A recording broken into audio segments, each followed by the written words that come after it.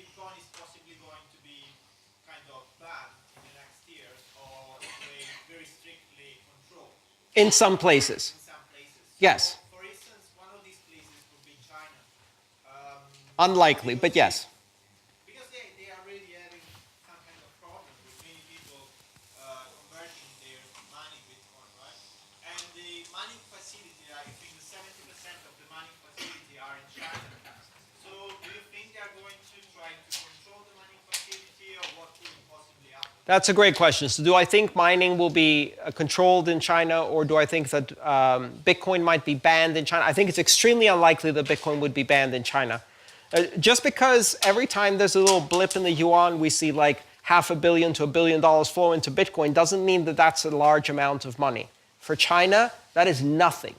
So it's like you're facing the imminent collapse of a giant hydroelectric dam. You're not going to worry about that tiny little trickle of water in the side there that's Bitcoin. You're worrying about the gushing outflows of the things they are worried about. Right now, they're passing a new law to restrict mergers and acquisitions. I heard this fantastic story of how Chinese companies are exiting money from the economy even though there are currency controls. And it came about from a conversation with a lawyer. And this lawyer had been asked by a Chinese company to participate in an arbitration hearing. And they said, we want to do this arbitration hearing. And would you be interested in participating and representing us?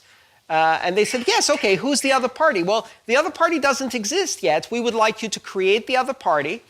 We would like you to represent both us and the other party. And then we would like to lose an arbitration award of about $5 million to the other party, which you will set up in another country.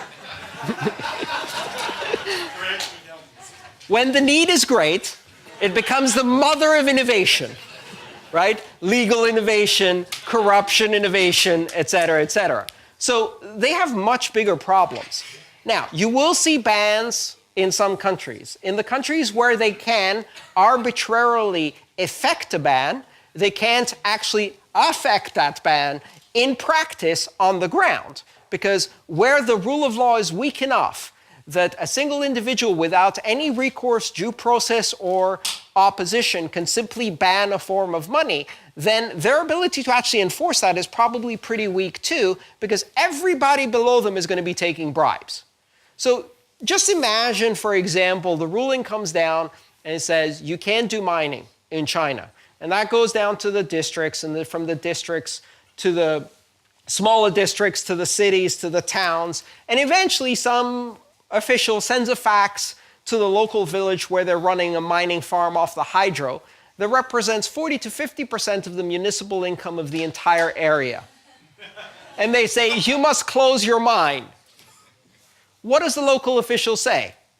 We have no mines here. Or, guys, close it down for 24 hours. We have eradicated money in China. Long live China and our great leader. Turn it back on, right? So the ability to actually affect change on the ground is mediated by layers and layers and layers of bureaucracy, which are more and more corrupt. And the bigger the crisis, the easier they are to corrupt. You got to realize that these mines are quite decentralized within China, and in many cases, they provide a stream of corrupt money throughout every official in the area. The police works for them, the mayor works for them, the electricity company works for them. Now the electricity companies are the ones who are mining. Good luck shutting that down. So again, it's not as easy to do. And the higher the need, the more corruption and invention you're going to have. What happens in the future when Bitcoin becomes mainstream and governments realize, or some intra-governmental organization like the UN or the IMF or the US or EU decides to implement their own cryptocurrencies, yeah, let's say US coin or IMF coin, and they make it, they sort of make it, how do you say, they make it a rule, so everyone has to use that coin, and they make it illegal to use any others. And they set up their own nodes and put a lot of budget in that. Could they sort of drive out other cryptocurrencies in that way? No, they're going to turn a lot of people into criminals. Yeah. Because a lot of people will then ignore that rule and break that rule. And you have to worry. Like, if your government is setting up a system they're not willing to use that system to compete on an equal basis, on its merits, but instead have to pass a law that forces you to use that system and makes it illegal to use the competing system of open market economics. What the hell kind of government did you just elect?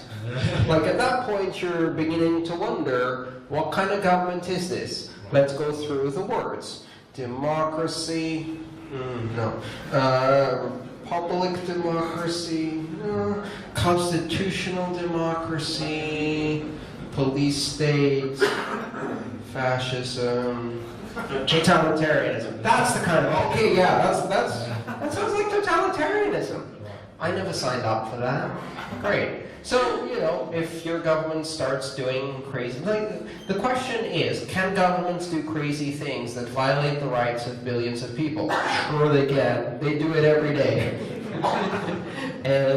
and we have to resist and make choices. Make choices not only about which governments we elect, but also, at some time, make choices about using other systems. And people in Venezuela are making that choice today by breaking the law, because the choice is between feeding their family and not feeding their family. At that point, whether you've broken the law is a small issue, right? So again, I don't expect to see that. And the reason I don't expect to see that is because most governments in the world, when they see the idea of people being able to use a free electronic commerce system that is efficient, that creates growth and opportunities and jobs and innovation, that gives them access to the world of commerce across borders, what's not to like? I mean, that's something you should encourage. And if your government does not encourage that, and does not believe in those ideals, that people should be free to associate and free to express and free to make choices, then your government is not free.